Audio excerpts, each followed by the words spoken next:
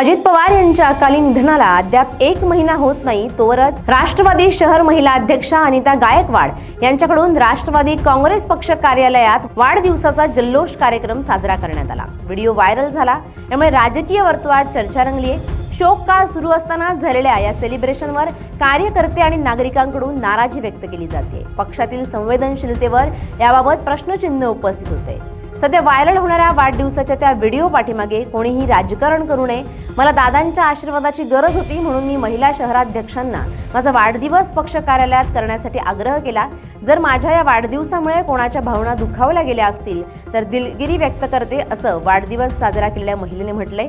निधनाला अवघे काही आठवडेच झाले असताना वाढदिवस साजरा करण्याचा प्रकार अयोग्य असल्याची भावना अनेक कार्यकर्त्यांनी आणि नागरिकांनी व्यक्त केली आहे। त्यामुळे पक्षाची प्रतिमा मलिन झाल्याचा आरोपही करण्यात येतोय।